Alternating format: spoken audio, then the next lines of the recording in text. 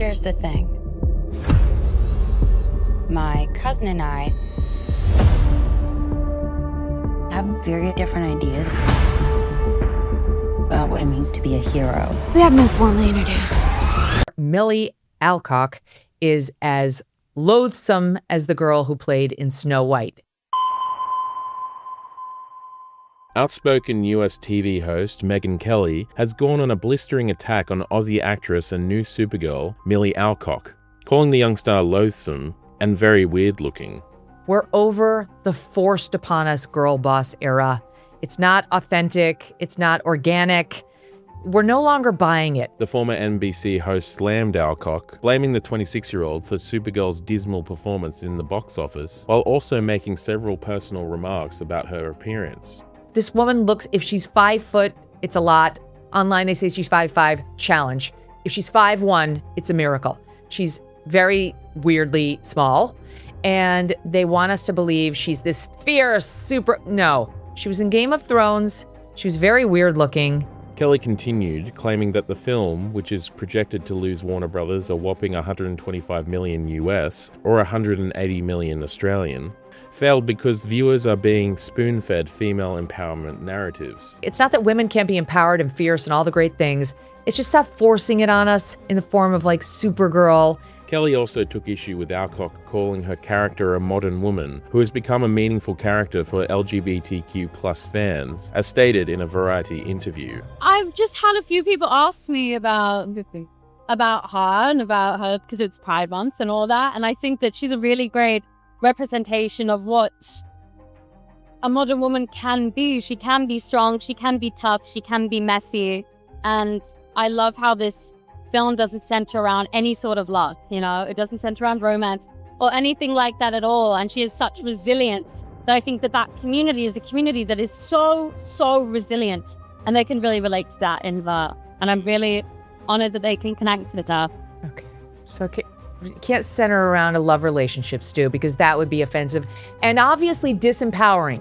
If you are in a love relationship with a man as a woman, it's disempowering to your superhero narrative. F that.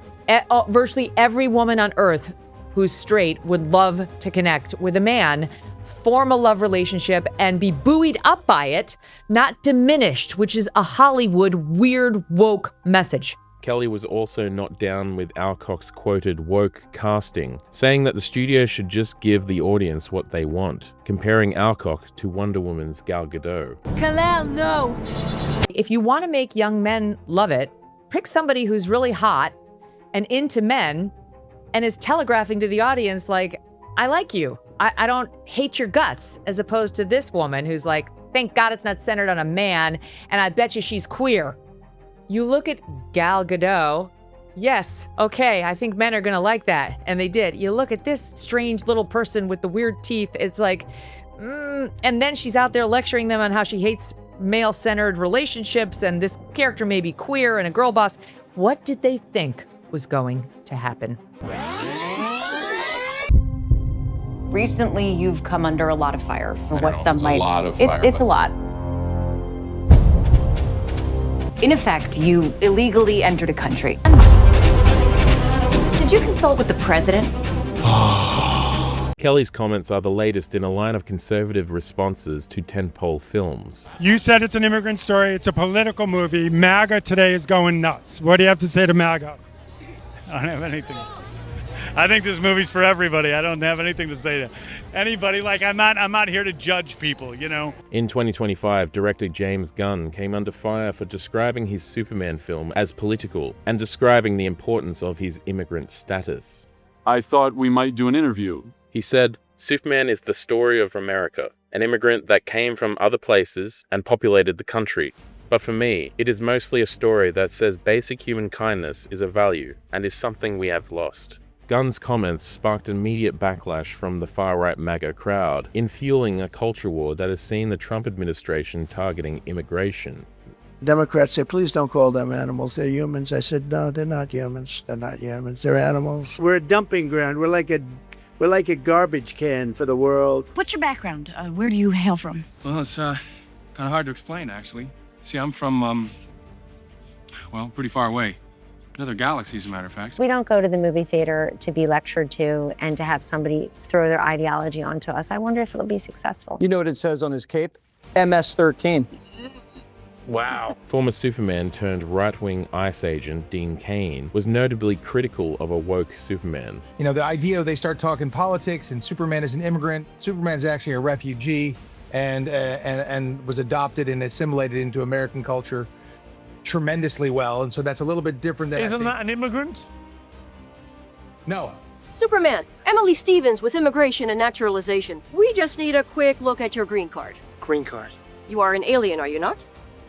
Superman, I'm afraid until we get this cleared up, I'm gonna have to ground you. James Gunn's Superman proved to be a box office and critical success, grossing over $600 million worldwide. Always been wrong about me. I get scared, but that is being human. And that's my greatest strength. You know, I think this is a movie about kindness, and I think that's something everyone can relate to. The fairest one of all. Another 2025 film proved to be not as lucky, with the critical and box office failure of Disney's live-action Snow White, which saw the film grossing just over $200 million on a $250 million to $337 million budget. And I can only hope that at every premiere and everything I do, people will wait in line to see.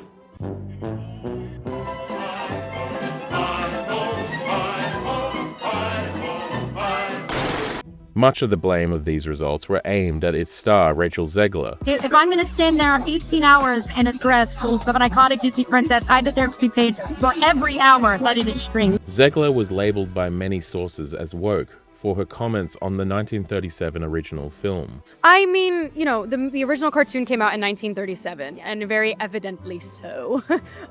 There's a big focus on her love story. With a guy who literally stalks her.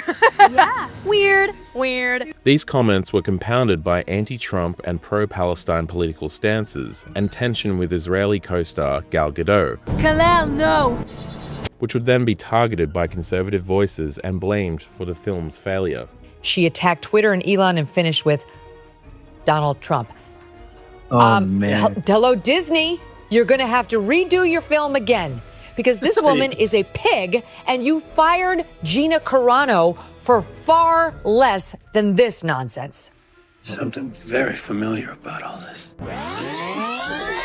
In her 2026 comments on Supergirl Milly Alcock, Megyn Kelly would compare her to Zegler, saying that Alcock has created problems for herself with comments from her own interviews. Kelly specifically targets a March 2026 Vanity Fair interview in which Alcock spoke candidly about starring in Game of Thrones. And she said, that experience definitely made me aware that simply existing as a woman in that space is something that people comment on.